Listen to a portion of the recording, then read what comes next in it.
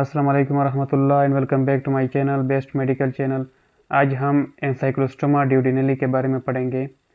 Ancylostoma ड्यूडेनली जो कि बुनियादी तौर पर एक हुकवाम है, इसको ओल्ड वर्ड हुकवाम भी बोलते हैं।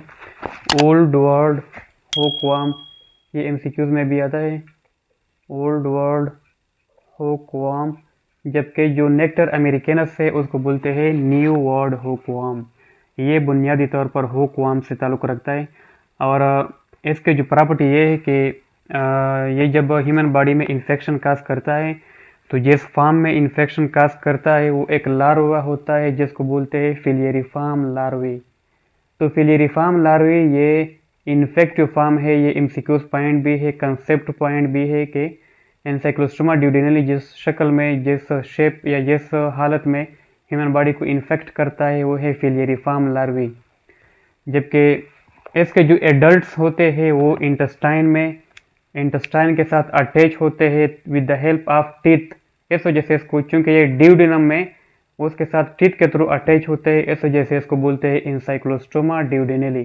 कि जिस तरह हमारे माउथ में टीथ होते हैं तो इस तरह बिल्कुल इस जो हुकवाम है ये ड्यूडेनम में वहाँ पर टीथ के थ्रू वहाँ पर अटैच होता है, इस वजह से इसको एनसाइक्लोस्टोमा ड्यूडेनली बोलते हैं। इसके अगर हम लार्वे की बात करें तो ये इसके लाइफ साइकिल में दो किस्म के लार्वे होते हैं। एक होता है इसका एडल्ट वार्म, एक होता है इसके एग्स और तीसरा होता है इसके लार्वे। तो दो किस्म के लार्वे कौन कौन से हैं? एक है रेब्डाइटिफॉर्म लार्वे और एक है फिलियरिफॉर्म लार्वे।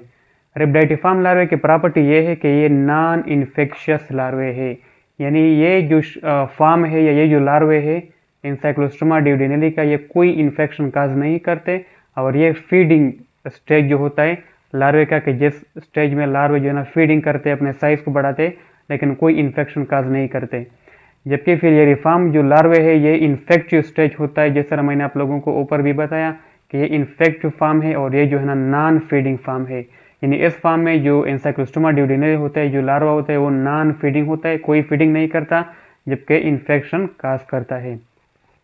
अब हम अगर इसके लाइफ साइकिल को आसानी से और अच्छे अंदाज में स्टडी करें तो कुछ इस तरह है कि इसका जो इन्फेक्टिव फॉर्म है जिसको फिलियरिफॉर्म लार्वे बोलते हैं, ये मोइस्ट साइल में होता है। मोइस्ट साइल में, ये भी एक एमसीक्यूज पॉइंट है कि ये जो है ना मोइस्ट साइल, जो गीली रेत होता है या गीली ज़मीन जो होती है, वहाँ से ये हमारे बॉडी के थ्रू जो स्किन होता है हमारे बॉडी का, खासकर जो फीट है वहाँ पर जब कोई बेयर फीट जाता है तो उसका जो स्किन होता है ये फिलियरिफॉर्म लार्वे उसके साथ अटैच हो जाते हैं।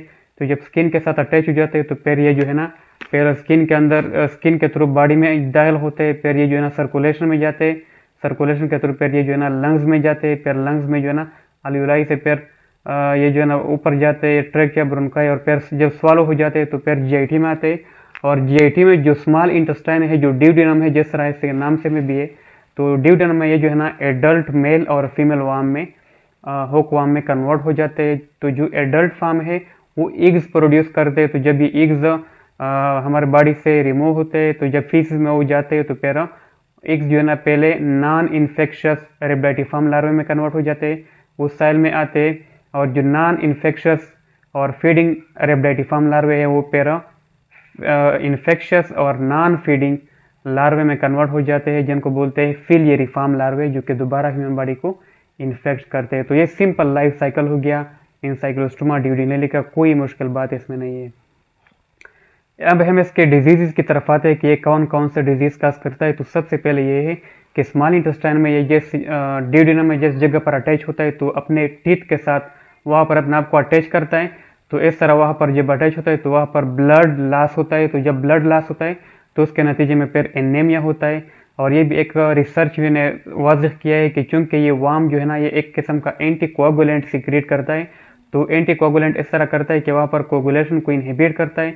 तो जिस तरह एक नॉर्मल मैकेनिज्म है कि जब ब्लीडिंग होती है तो फिर प्लेटलेट एक्टिवेट हो जाते हैं, वहाँ पर प्लेटलेट थ्रम्बीन जो है ना सिस्टम सारा एक्टिवेट हो जाता है। वहाँ पर एक यानी उस ब्लीडिंग को कंट्रोल करने के लिए फिर वेब बनाते, fibrin web, fibrin mesh work बनाते हैं ताकि ब्लीडिंग जो है ना प्रिवेंट हो जाए। लेकिन ये वार्म इस तरह करता है कि उसको इनहिबिट करता है कोगुलेशन मैकेनिज्म को, तो उसके नतीजे में फिर ब्लड लॉस, एनीमिया होता है, इसके साथ वीकनेस होता है, पेलर हो जाता है। ग्राउंड इच ये कैरेक्टरिस्टिक पॉइंट है, ये भी एमसीक्यूज में आता है कि यहाँ पर भी ग्राउंड इच होता है, यानी प्रोराइटस जो है ना, एक खास किस्म का प्रोराइटस, वो भी यहाँ पर होता है। क्यूटेनियस लार्वा माइग्रेंस ये भी यहाँ पर होता है, क्योंकि ये लंग्स के थ्रू माइग्रेट करता है, तो ये चूंकि स्किन में जाता है तो स्किन में ये क्यूटेनियस लार्वा माइग्रेंस काज करता है, और चूंकि ये लंग्स में भी जाता है तो लंग्स में ये नमोनिया भी काज करता है, और चूंकि ये एलर्जिक रिएक्शन भी काज करता है तो उसके नतीजे में यूजिनोफिलिया भी बनता है।